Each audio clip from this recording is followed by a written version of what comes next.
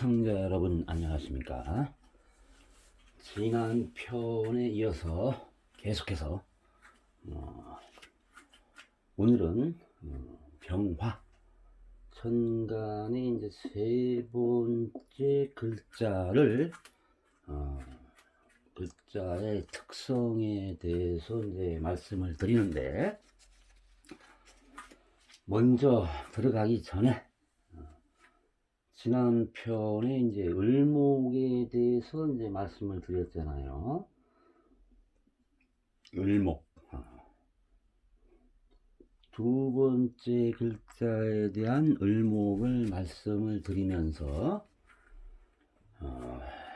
옛날 고서의 적천수라는 그 명리학서에 나타난 간목에 대한 글자를 한번 읽어 드렸는데, 을목에 대해서 말씀을 드리지 못하여 이렇게 병화를 들어가기 전에 을목에 대해서 적천수에서 적천수에 쓰여져 있는 을목 부분을 일단 간목처럼 읽어보고 한번 눈여겨보고 이렇게 지나가면서 이렇게 말씀을 드리는 걸로 하겠습니다. 지금 화면에 보이는 이 을목에 대해서 지금 적천수가 나타내고 있는 글자들인데, 이 글자가 지금 한 32자 정도 됐네요. 32자가 되는데, 이 32자를 설명을 하기 위해서는 한 30시간? 그렇게라도 필요할 수 있는 부분입니다. 각각의 10천간이나 12지지에 대해서 적천수에서 표현하고 있는 글을 설명하는데도 어마어마한 시간과 설명이 필요합니다. 그러한 설명과 이해를 위해서 미리 각각의 특성의 개괄적인 사항을 설명을 드리는데, 한 번씩 쭉 훑어보시면서 을목이라는 부분이 이런 글을 가지고 있다, 글자를 가지고 있다, 해석하는 거야 나중에 이제 하겠지만은 지금 뭐 그런 단계가 아니기 때문에 일단은 간목의 특성에서 말씀드린 바와 같이 한자 한자 그냥 읽어보고 병화에 대해서 이렇게 들어가서 설명을 하는 걸로 이렇게 하겠습니다. 자, 그러면은 글자가 잘 보일란가 모르겠네요. 그냥 한 번씩 읽어보는 걸로 이렇게 진행을 할게요. 을목 수육 교양해우 해정포병 과봉승후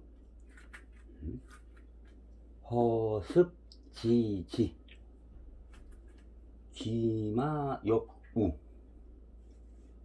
등라개갑 갓춘가축, 이렇게 음을 이렇게 읽을 수가 있습니다. 이 중에서 제가 앞서 을목의 특성의 설명을 들렸을 때, 여러분들에게 말씀을 드렸을 때, 유연하다는 유연할 유자하고 요 등나개갑에 대해서만 이제 설명을 드렸을 겁니다, 아마. 인간과 가장 닮은 점이 바로 이 유연성이라고 이렇게 제가 말씀을 드렸잖아요. 그죠? 유연성. 그러고 을목의 가장 특징적인 하나가 등나개가 이렇게 나무를 타고 올라가서 같이 생존하고 공존하는 그런 기생하는 어떤 역할을, 기생이라서 나쁜 건 아닙니다. 서로 각자의 역할이 있기 때문에 우리가 뭐 기생한다 하니까 뭐 간목에 붙어가지고 뭐 간목의 어떤 그 뭐 영양분이나 이런 걸 빨아먹는다는 것보다는 서로 공존하는 모습이라고 보면 되겠습니다. 그렇게 이해를 하시면 되겠고, 그래서 이렇게 한번 읽어 드렸습니다. 한번 나머지 글자는 요거는 이제 지지, 요거는 이제 뭐 천간, 뭐 이건 지지, 뭐 지지, 대부분이 지지와 관련된 글자이기 때문에 제가 말씀을 드리지 않은 겁니다. 왜?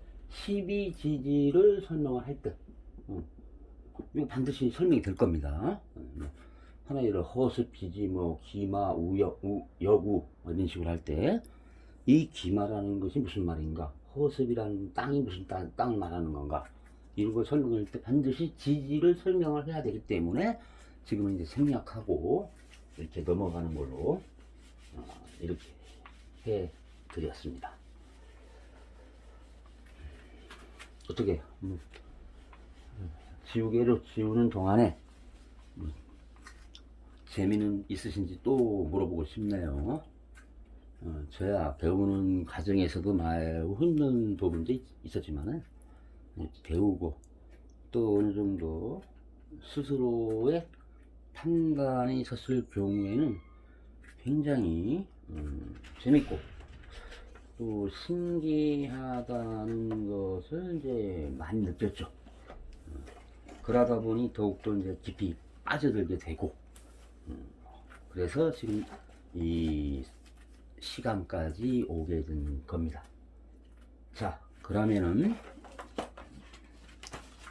이 병화, 천간의 세 번째 글자를 병화라고 합니다. 양목, 양화, 양화라고 하죠. 이 양화, 이 화는, 이 병화는 빛을 의미해요. 빛이.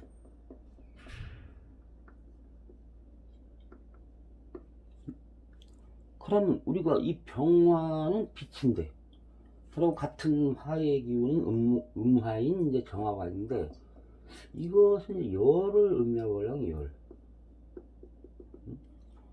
빛과 열의 차이가 무엇인가? 그것을 이제 구분하면서 이렇게 이제 설명을 드리려고 합니다. 이 빛이라는 것은 우리가 이제 한여름에 또 병화의 그 기운도 제절로 표현한다면은 여름이라고 뜻할 수가 있습니다. 여름 하자입니다. 여름하. 여름의 빛이 어떻습니까? 여러분들이 보시기에 굉장히 뜨겁고 뭐라고 할까, 막 그 열로 인해, 빛으로 인해서 뭐 눈이 부실 정도도 있고, 뭐 우리가 소위 말하는 뭐 자외선 뭐 이런 걸 말씀하셨잖아요. 그죠? 자외선을 많이 쏘이게 되면은 어떤 질병이 발생한다. 그래서 뭐 선글라스를 낀다든지 아니면 모자를 쓴다든지 이제 그런 경우가 있잖아요. 그래서 그런 것을 관찰을 하게 되면 이제 병화는 상당히 우리가 생각한 것보다 사납다. 빛이 너무 많이 쏘이게 되면은 뭐 사나울 정도로 막 힘들고 땀 흘리고 막 이러잖아요. 예? 그걸 이제 전문용어로 이제 맹렬이라고 이제 우리가 보통 써요. 맹렬이라고 쓰는데, 이 맹렬한 곳은, 이 빛은, 맹렬한 빛은, 아주 사나운 빛은 응? 우리가 그 겨울에 그 설이나 아니면은 그 뭐요 눈이 내리잖아요, 그죠? 그럴 경우에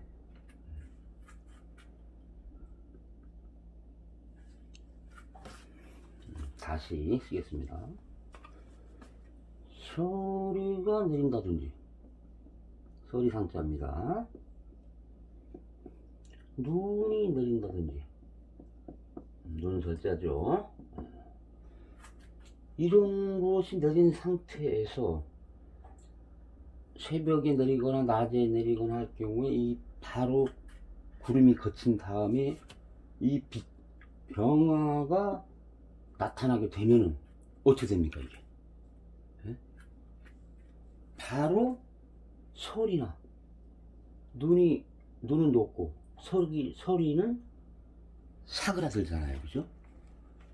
그만큼 이 병화라는 것은 눈이나 이런 겨울에 상징하는 어떤 찬설이 이런 것을 단순간에 빛을 통해서 녹이거나 없앨 수 있다는 거죠. 이 말은 무슨 말이냐? 이 병화는 이게 설이나 눈은 겨울 아닙니까? 겨울, 그죠? 응? 겨울에 대한 이런 그 환경을 누를 수 있다. 그걸 할 수 있다고 보겠죠. 다시 잘 쓰겠습니다. 글씨를 너무 깔려 쓴다고 이렇게 하시는 분들이 있어가지고 잘 쓰려고 하는데 이 낙서처럼 자꾸만 보이네요. 잘 고쳐지지는 않고 노력을 하고 있는데 그래도 뭐 열심히 한번 고치도록 노력을 해야겠죠. 다시 돌아가서 그래서 이 병화라는 것은 이 빛이라는 것은 이제 좀 전에 말씀드린 것처럼 그러한 이제 그 기능을 능력을 이제 가지고 있습니다. 그리고 두 번째는 우리가 어떤 실력, 요건 조금 이제 난해한 부분이라고 이제 이해를 하시면 되는데, 이 사람이 뭐 죽을 때 뭐 한 줄기 빛이 되어 뭐 하늘로 간다, 뭐 그런 말이 있잖아요, 그지? 그런 말이 그냥 생겨난 것이 아니죠. 무언가가 오랫동안에 경험한 축척에 의해서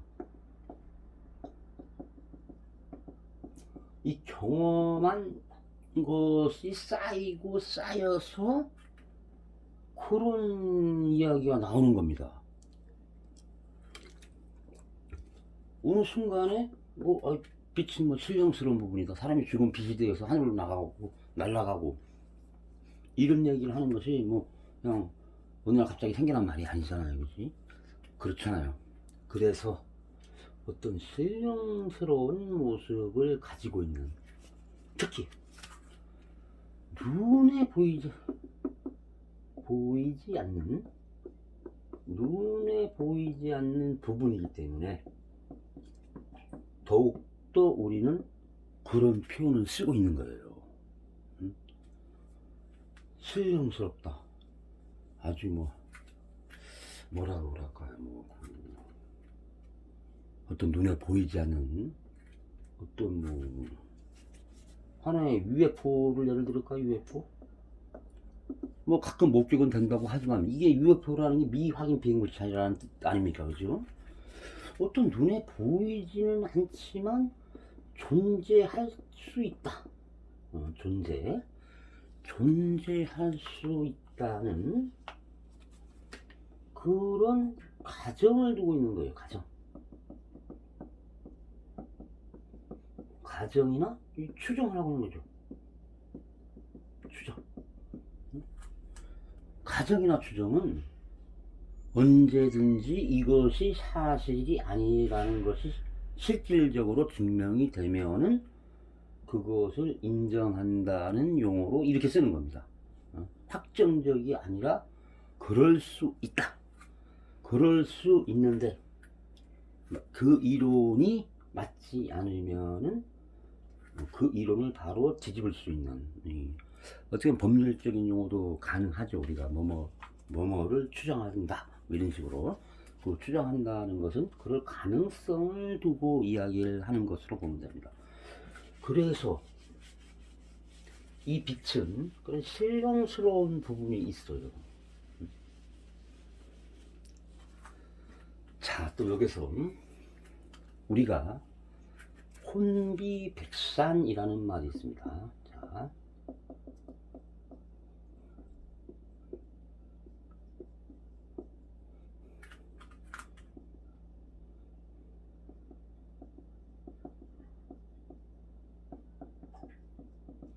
이렇게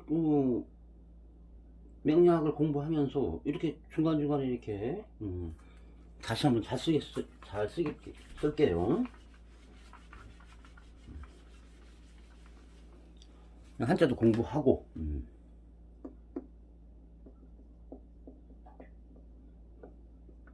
또 그것이 어떻게 또 풀이가 되고 어떠한 의미를 가지고 있는가 또 알 수 있으면은 뭐 일과양득이 되겠죠. 혼비백산. 이 여기서는 우리가 혼백이라고 하죠. 혼백, 이거 두 개 합해서 혼비백산. 이 혼이 바로 빛을 얘기하는 겁니다. 빛. 백은 죽은 사람 혼, 죽은 사람 백, 이렇게 하시면 돼요. 그러니까 백은 뭐냐면 어떤 물체라고 할까요? 물체보다는 뭐 다른 말이 물체도 괜찮고, 사람으로 말하면 뭐 신체라고도 할 수 있는데, 어떤 형상이 좋겠네요. 형상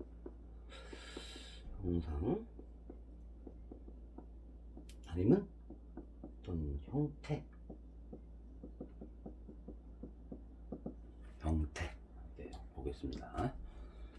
이 혼이라는 것이 날아간다는 뜻하는 의미죠. 이거는 그 어떤 물질이라든지 어떤 형상이라든지 형태가 아니라 눈에 보이지 않는 어떠한 존재하는 영혼.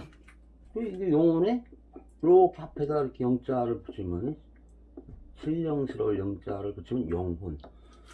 용어는 날비예요. 날비. 하늘로 날아가고, 백, 몸은 몸백자, 혼백자 이렇게 쓰는데, 이 몸은 흩어진다. 이게 땅에 이제 묘를 써서 묻거나 아니면 이제 화장을 하게 되겠죠. 화장을 하는 경우에는 다 이게 이제 땅 속으로 가서 분해가 돼서 흩어진다는 그런 의미로 해서 우리가 혼비백산, 한마디로 정신과 육체가 따로 논다는 것이죠. 보통 우리가 을목을 얘기할 때 가장 사람과 많이 닮았다고 했잖아요.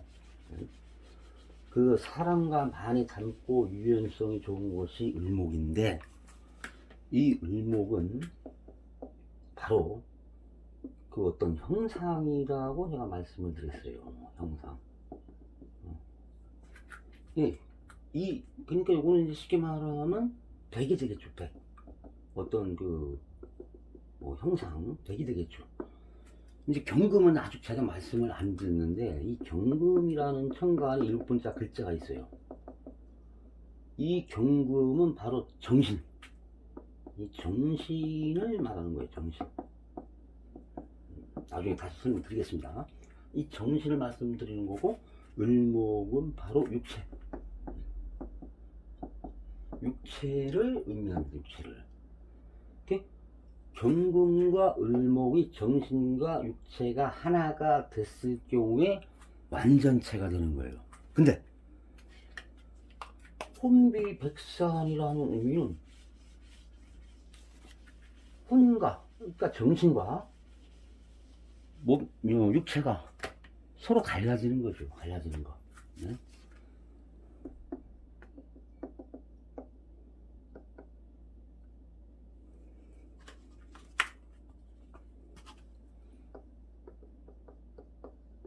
혼비 백산, 정신과 육체가 하나는 날아가고 정신은 날아가고 이 육체는 흩어지는 거예요. 흩어진다는 말은 여기서 이제 없어진다, 이렇게 이제 설명을 하면 됩니다. 그래서 앞에 훈령, 이렇게 이제 영혼을 붙여서 신령스러운 혼이 날아가고 육체가 흩어진다. 그래서 우리가 혼비백산이라는 말을 보통 사자성어로 쓸 때 어떤 의미가 있습니까? 네? 어떤 의미가 있어요? 정신없다. 정신이 없어요. 네? 어떠한 뭐 일이나 상황에 접했을 때 우왕좌왕하거나 이상한 행동을 보일 때 우리가 정신이 없다. 뭔가 마음이 따로 논다는 얘기죠. 결국은 이제 마음이고 몸이라고 보면 되겠지만은 그 부분도 설명이 되겠어요, 나중에. 정신없는 어떤 상황을 우리가 혼비백산,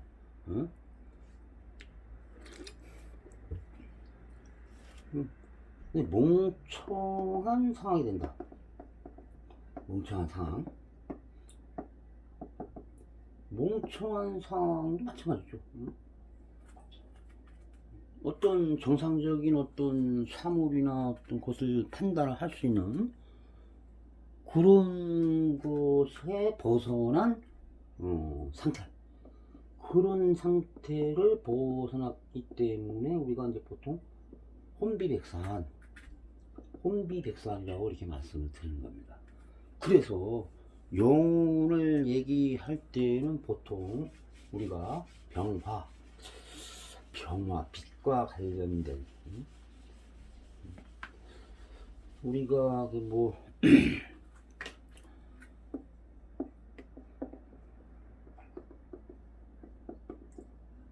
빛과 관련된 얘기를 할 때는 이제 이렇게 눈에 보이지 않은 현상, 그리고 신기한 현상, 그리고 뭐라고 할까요? 병화는 이제 세 번째가 되겠네. 병화는 또한 어떤 빠른 성분이 있어요. 빠른 성분을 가지고 있죠. 빠른 성분을 가지고 있다. 눈에 보이지 않게 쫙쫙 나가잖아요, 그죠? 실질적으로 뭐 적외선이나 이런 촬영을 하게 되면 볼 수가 있다고 하는 것도 있는데, 가시광선이라고 하죠. 가시광선, 그죠? 얘기를 하다 보니까 어떻게 과학적인 용어가 좀 많이 나오네요. 과학적인 용어. 그래서 제가 다시 쓰겠습니다. 병화는 아주 빠른 성분, 직선적인 성분할까요? 직선적인 어떤 성분을 가지고 있어요. 빠른 성분. 우리가 눈으로 볼 수 있는 것을 가시광선,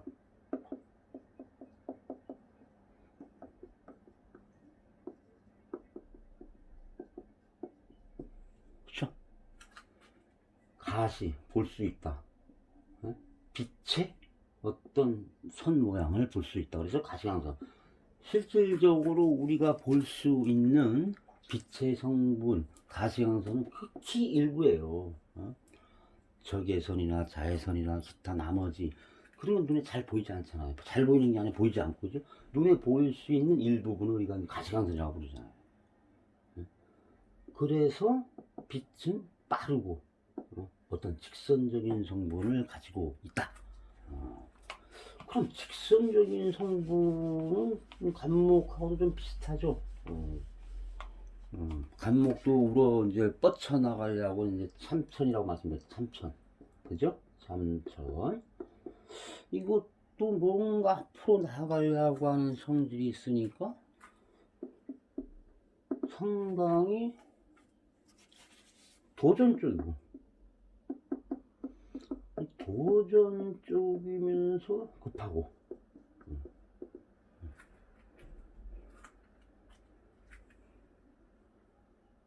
이런 성분을 가지고 있잖아요. 그럼 이런 성분을 가지고 있는 사람들이 대부분이 젊은 청년기 혹은 청년기나 청소년기에 성질이 일반적으로 있다고 봐야 되겠죠. 그죠? 무언가를 빨리 이루려고 하는 불같은 성격. 말 되네, 이제 불같은 성격. 그러고 어느 정도 이제 교육의 과정을 끝을 맺으면은 새로운 자기가 이제 자기하고 맞는 어떠한 직업군을 가지고 하려고 할 때, 예를 들어서 한다면은 뭔가 도전 정신 있잖아요. 그죠? 들 같은 도전 정신. 그래서 처음에 말씀드렸듯이 이거 병화는 어떤 맹렬한 성분을 가지고 있다. 이제 이렇게 제가 이제 설명을 드리는 겁니다. 이 네 가지나 5가지만 설명을 드리고 나머지 부분은 이제 또 말씀드린 바와 같이 12지지를 설명을 할 때, 그때 이제 병화의 특성의 적천수를 인용해서 이렇게 또 설명을 드리도록 하겠습니다. 이 갑목에서 을목, 병화까지 왔습니다. 이제 요것은 이제 봄을 상징하는 거고, 그리고 이제 여름을 상징하는 첫 단계까지 왔죠. 이 봄, 여름, 가을, 겨울. 그리고 이 중간에 이제 무기라는 글자가 있어요. 봄하고 여름, 겨울과 가을의 중간에 무기, 토는 이 계절, 봄, 여름과 겨울, 가을에 넘어가는 계절을 조절하는 역할을 해요. 이 부분도 상당히 중요한데, 이 토가 항상 사주탈자를 통변할 때 간섭을 많이 하게 되죠. 그만큼 까다로운 부분도 있다고 볼 수가 있습니다. 천간의 10글자 중에서 10천간에서 2글자가 이제 그 토죠. 12지지의 12개의 글자 중에서 4개가 토의 기능이 있어요. 그럼 22개 중에서 6개가 토의 역할을 한다고 있습니다. 2개의 천간과 4개의 지지. 물론 지장간까지 들어가게 되면 더 많은 숫자가 나올 수 있겠죠. 그래서 마무리는 요까지의 과정이 지금 와 있다는 것 하고, 다음 시간에는 그래도 이렇게 이제 또 한문을 또 열심히 쓰다 보니까 공자에 대한 이야기, 이 공자에 대한 이야기를 한번 해볼까 합니다. 공자라 하면 뭐 논어 해가지고 뭐 논어 해가 그 제자들이 쓴 거에 제자들이 공자가 말씀하신 것을 이제 기록을 해놓은 논어 아닙니까? 그죠? 이 논어를 설명하고자 하는 것이 아니라 공자가 추구하고자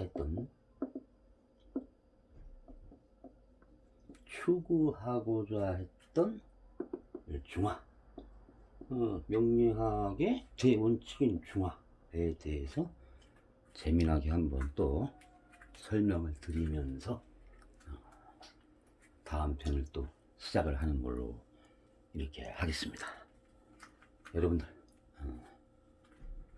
좌우지간 시간이 지나면 지날수록 더욱더 많은 그 분량의 명리학에 대한 이론과 실제가 등장을 하게 되는데, 처음에 언급했듯이 어디까지 가야 될지 가늠할 수 없을 정도로 무궁무진한 그런 내용을 가지고 있는 것이 바로 명리고, 또 이 현공풍수,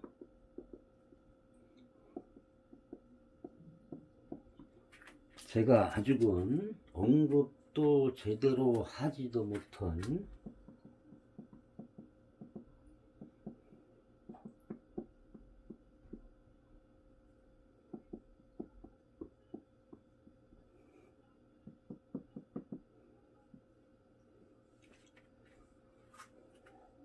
명리학과 항공풍수라고 어떤 사람이 정신적인 분야에 대해서, 이것도 마찬가지입니다. 이것도 어떻게 보면 심리적인 마음에 대한 관련된 그 타로 카드이기 때문에 같이 연관돼서 공부를 하게 된 겁니다. 이 부분도 순서대로 이제 건드려 놔야 하는데 아직 여기는 들어가지 못했어요. 사실 이 부분이 들어가야지 재미나는 부분도 많이 나올 겁니다. 또 이 부분도 신기한 부분이 많아요.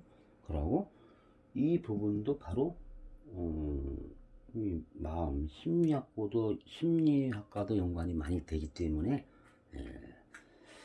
좀 더 깊이 들어가고 어느 정도 이론적인 강의가 끝나게 되면 설명을 드리는 걸로 하고, 중간중간에 하나씩 이렇게 이제 잠시 짬을 내서, 이 카드 하나 설명하는데도 78장의 카드인데 하나하나 설명하는데도 뭐 몇 시간씩 걸려요. 그렇기 때문에 잠시 짬을 내서 이렇게 설명을 드리는 걸로 이렇게 여러분들 약속을 드리면서 오늘 강의는 이것으로 마치겠습니다. 여러분들 저희 강의를 들어주셔서 대단히 고맙습니다. 다음 시간에 또 좋은 내용을 가지고 여러분들을 뵙도록 하겠습니다. 대단히 감사합니다. 고맙습니다.